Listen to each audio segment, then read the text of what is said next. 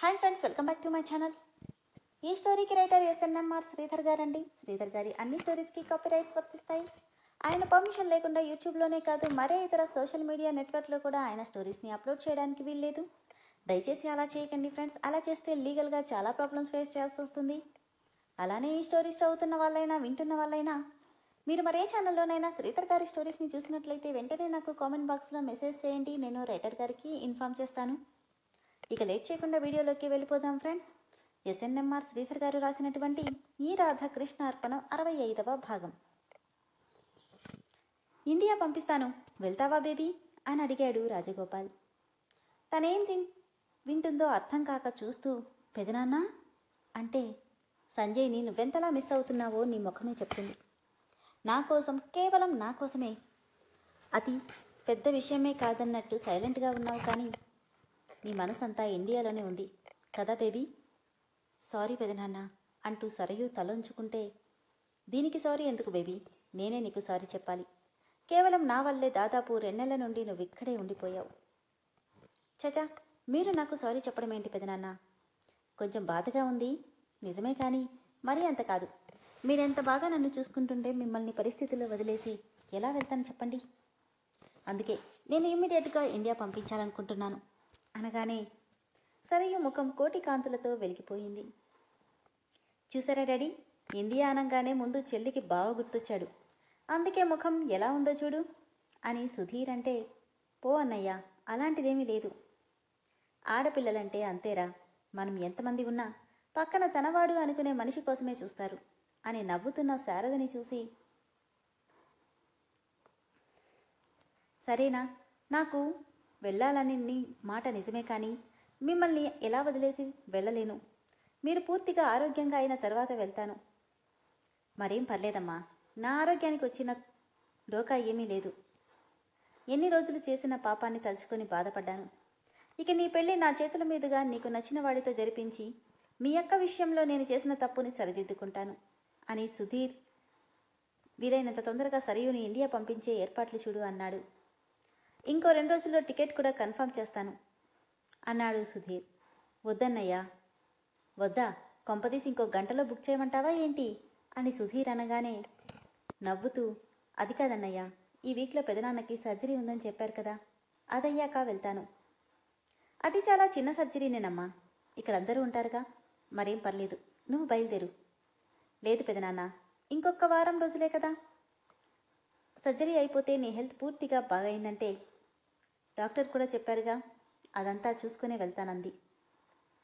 సరే నీ ఇష్టం అని సుధీర్ తనకి నచ్చినట్టుగా చేయమని చెప్పని రాజగోపాల్ చెప్పడంతో, సరు అయితే వెంటనే బావకి కాల్ చేసి వస్తున్నట్టు చెప్పనా అంటూ ఫోన్ చేయబోతుంటే, వద్దన్నయ్యా, తనకి ఇప్పుడేం చెప్పకు. ఎందుకు?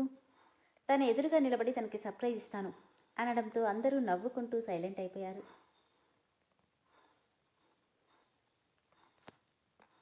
సాకేత్, ఎగ్జామ్స్ ఎప్పటి నుండి అని అడిగింది రమ. ఎల్లుండి మమ్మీ.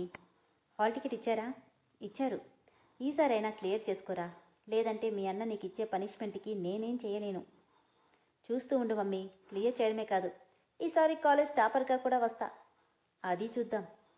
చిన్నబావా, నువ్వు కాలేజ్ టాపర్గా రావాలంటే హాల్ టికెట్ని నేను దేవుడి దగ్గర పూజ చేసిస్తాను, ఇలా ఇవ్వు అంది రాధిక. నేను టాపర్ అయ్యేది పూజ చేస్తే కాదు, నేను బాగా రాస్తే అన్నాడు సాకేత్. అలా అనకు బావా, దానికోసమే గనా దేవుడు సంకల్పం ఉండాలి. ఇలా ఇవ్వు అంటూ హాల్ టికెట్ తీసుకొని పూజ గదిలో పెట్టి దానికి పసుపు లైట్గా అంటించి, దేవుడా, ఈసారి మా బావ నిజంగానే కాలేజ్ టాపర్గా రావాలి అని మనస్ఫూర్తిగా నమస్కారం చేసుకుంది రాధిక. వదినకి ఫోన్ చేసి 1 వీక్ అయిపోయింది. అక్కడ ఏవో లేటెస్ట్ మోడల్ డ్రెస్సులు తెస్తానని కూడా చెప్పింది. మళ్ళీ గుర్తు చేద్దామంటే అన్నయ్య ఏమో వద్దన్నాడు అని దిగాలుగా అనుకుంది. కాస్త అంతలోనే, అయినా అన్నయ్య ఇక్కడ జరిగేవి చెప్పొద్దన్నాడు, కానీ మాట్లాడొద్దని చెప్పలేదు కదా అనుకుని ఇమ్మీడియట్గా సరయుకి కాల్ చేసింది సవిత.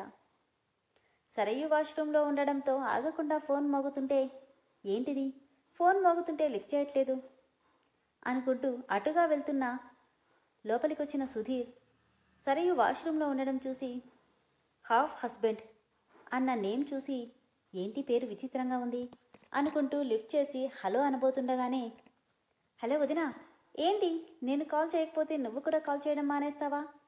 నాకు ఎగ్జామ్స్ ఉండి కుదరలేదు వదినా. కానీ నువ్వు నాకు ఒక్కసారి కూడా ఫోన్ చేయలేదు. నా కోసం లేటెస్ట్ మోడల్ డ్రెస్సులు తెస్తానన్నావు, ఇంకా పంపించలేదేంటి? ఏంటి వదినా హలో అని కూడా అనవు అని నాన్ స్టాప్గా సవిత మాట్లాడుతుంటే సుధీర్ విసుగ్గా, నీ గొంతు మూతపడితే మాట్లాడదామని చూస్తున్నా, కానీ నీ వాయిస్ మ్యూట్ అవ్వట్లేదు అనగానే సడన్గా వినిపించిన మగ గొంతుకు కంగారుగా లేచి నిలబడి, ఏయ్ ఎవరు నువ్వు? మా వదిన ఫోన్ నీ దగ్గరికి ఎలా వచ్చింది అని కోపంగా అడిగింది సవిత. అది నేను తనకి అని సుధీర్ ఏదో చెప్పబోతుంటే, కొంపతీసి మా వదిన ఫోన్ కని కొట్టేశావా నువ్వు అని అడిగింది. ఏయ్ ఏం మాట్లాడుతున్నావు? ఇంకేలా మాట్లాడాలరా దొంగ విధవా? నీ కొంచెమైనా బుద్ధుందా? నువ్వు అసలు మనిషివేనా?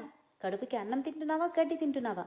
ఇలా దొంగతనాలు చేసే బదులు ఏదైనా పనిచేసుకుని బతికి చావచ్చుగా అనగానే, ఏయ్ ఎవత్తివే నువ్వు, నన్ను పట్టుకుని దొంగ అంటున్నావు అని కోపంగా అడిగాడు సుధీర్. దొంగని దొంగ అనగా ఇంకేమంటారు? నేనెవరో నీకేం తెలిసే? నా మొహం ఎప్పుడైనా చూసావా? ఇలాంటి దొంగల ముఖాలు నేను చూడను. మా వదిన ఫోన్లో నువ్వు మాట్లాడినప్పుడే నువ్వు ఫోన్ కొట్టేసే దొంగవని అర్థమైపోయింది. ఏంటి అర్థమయ్యేది? లౌడ్ స్పీకర్లో ఇంత గొంతేసుకుని అరవడం కాదు. ముందు ఫోన్ ఎత్తింది ఎవరో ఏంటో తెలుసుకుని మాట్లాడడం నేర్చుకోవే చెత్తముఖమా అని తిట్టేశాడు సుధీర్. ఒరే సన్నాసి విధవా, ఎవర్రా చెత్తమొహం? నీదే ఏ బ్రాసి మొహం? అంత పౌరుషం ఉన్నవాడివి మా వదిన ఫోన్తో నువ్వేం చేస్తున్నావురా? ఇంకోసారి దొంగ అన్నావంటే నువ్వెక్కడున్నా వచ్చి నీ పీక పిసికి చంపుతా, జాగ్రత్త. ఏంటే ఊరుకుంటాను కదా అని తమాషగా ఉందా?